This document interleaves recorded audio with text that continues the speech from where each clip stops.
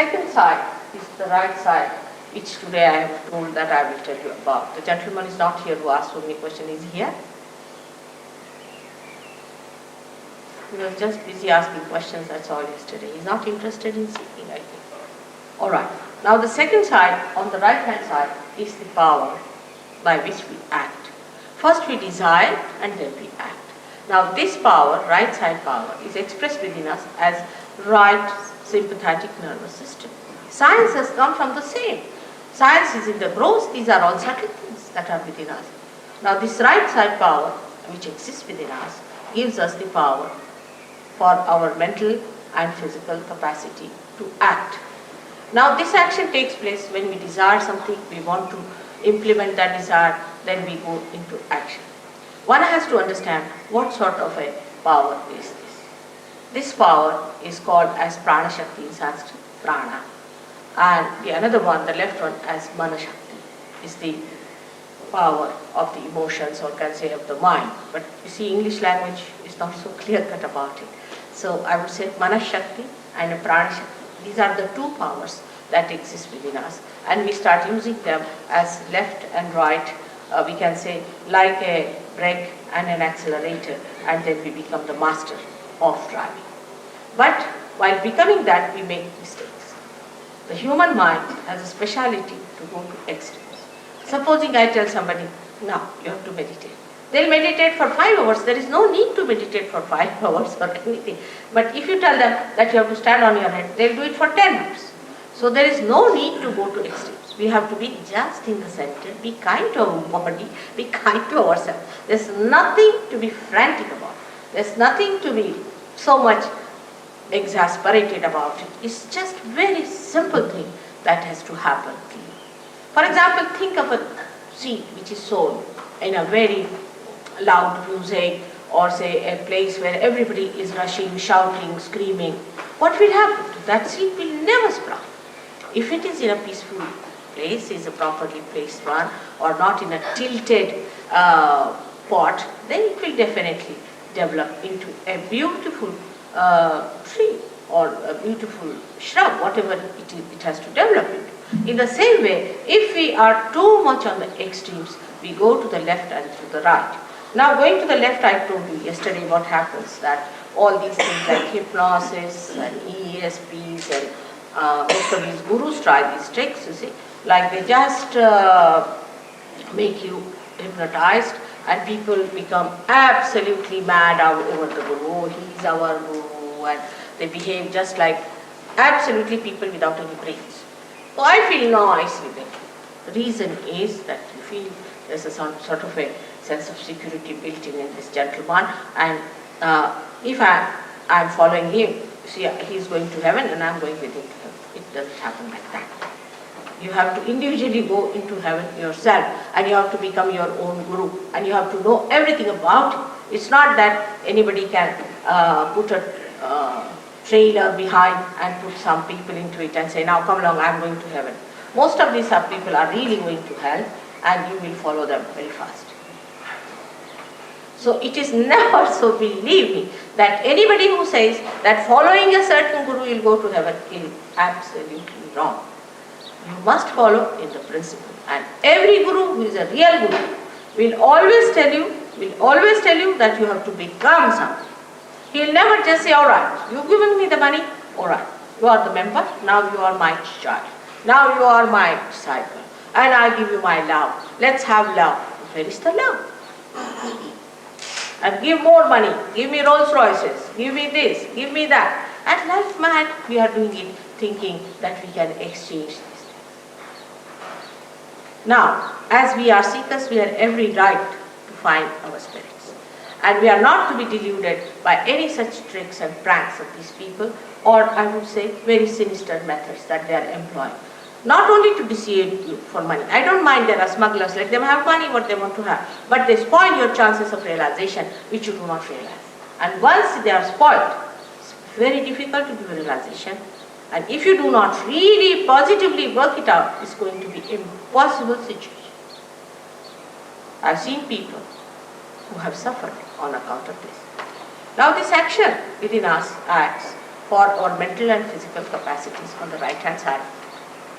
Like we think of the future. Now we're planning, we start. It's planning. Now we must do this tomorrow or day after tomorrow. We have to do it and we start sitting. Now I'll go there and I'll find this and then I'll take a ticket and then I'll go there. I mean, our mind is working for the future. So much so we become absolutely futuristic. To such an extent sometimes I have met people who are futuristic, they even forget their own names. Can you believe it?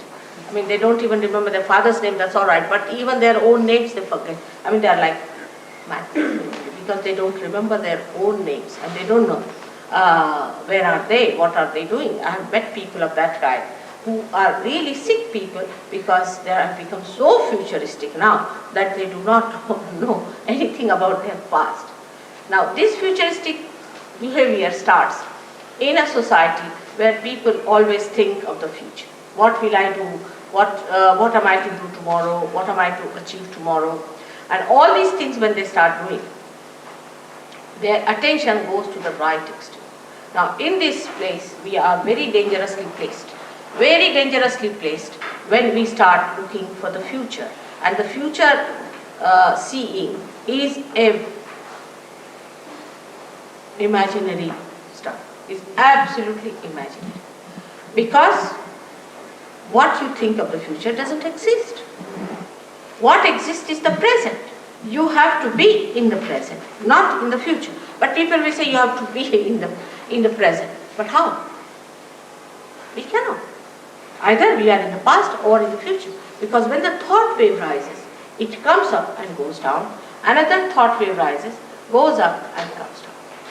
Now, this thought wave which comes up, we go with it, but we don't see it's going down. Another thought wave that rises, we see that, but we don't see where it goes out. And so we are jumping on the cusp of these thoughts and we do not know. Perhaps we are in the past or perhaps in the future. But in the center of these two thoughts, there is the present.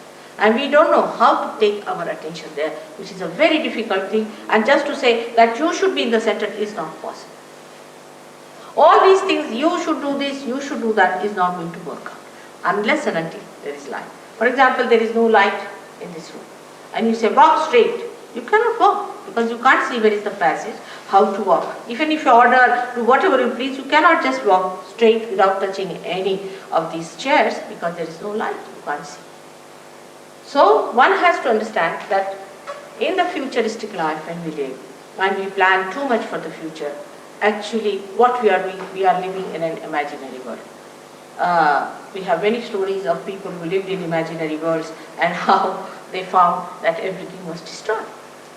And there are people who work it out through their physical efforts, and when they go into their physical efforts, they create another problem for them because they just become physically oriented people.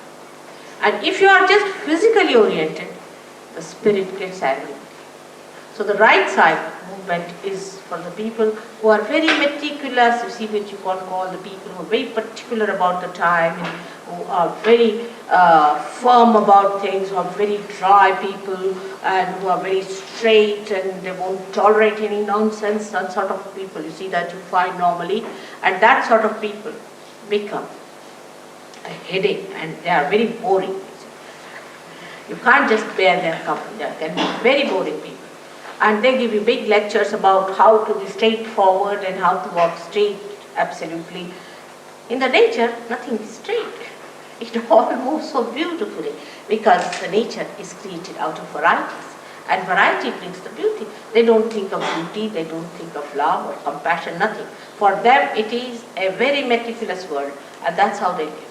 Such people are developing a big ego within themselves, as you see there.